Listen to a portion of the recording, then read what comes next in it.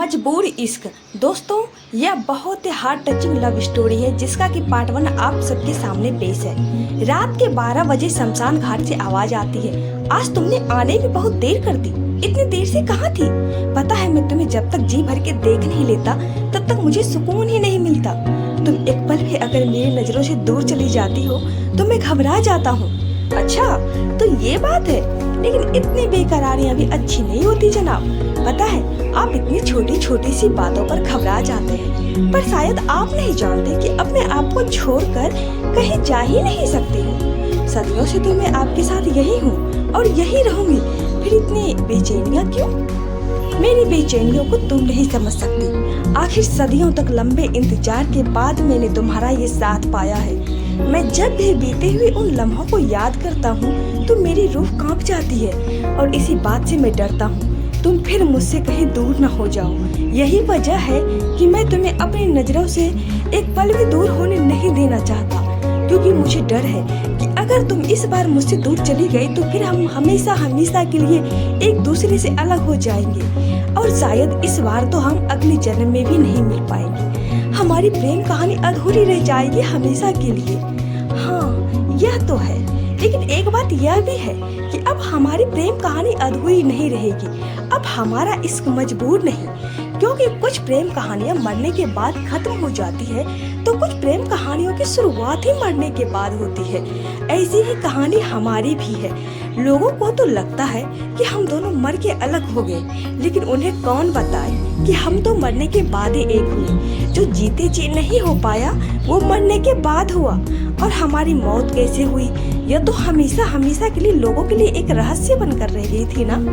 और हमने भी तो बरसों तक एक दूसरे का इंतजार किया, पर कभी हम ना तो मिल पाए ना एक दूसरे से बिसर पाए। ये किस्मत, ये कायनात भी साजिश करते ही चली गई हमारे साथ, लेकिन आखिर में हमने जीत हासिल कर ही ली और आज हम एक साथ हैं। मरने के बाद ही सही, हम मिल तो गए। हाँ, हम मरने के बाद मिले हैं।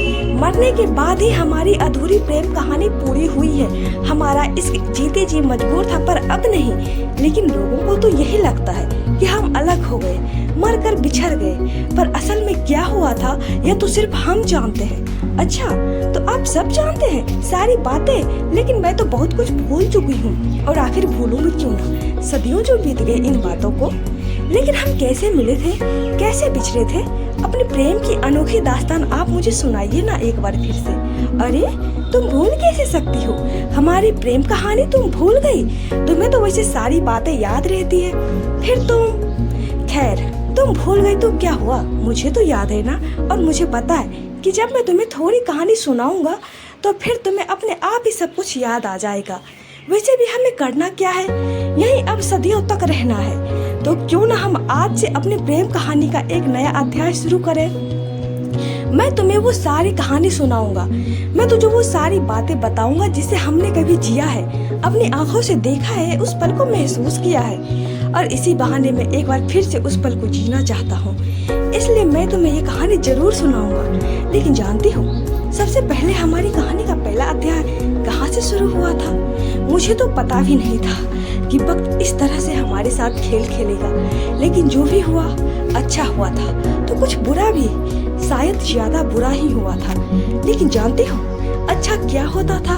हम हर बार अगले जन्म में मिलते थे और एक दूसरे को कसम देते थे, भगवान से लड़कर वापस भी आते थे, पर किस्मत से हमेशा हार जाते थे, कभी मिल ही नहीं पाते थे।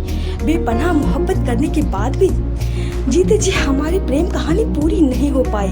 इस बात का मुझे अफसोस हमेशा रह गया। लेकिन मरने के बाद जब हम मिले तो मेरे सारे गिले शिकवे दूर हो गए। अब मैं तुम्हें हमेशा अपनी नजरों के सामने यूं ही रखना चाहता हूँ, कभी मैं तुझे खुद से जुदा होने नहीं दूंगा। लेकिन जानती हो, मेरी जिंदगी में नई मोड़ तो उस दिन आई थी जिस दिन मैं कोर्ट में फैसला सुनाया गया था। अगर आपको आगे की कहानी जाननी है दोस्तों, तो नेक्स्ट पार्ट में बने रहे।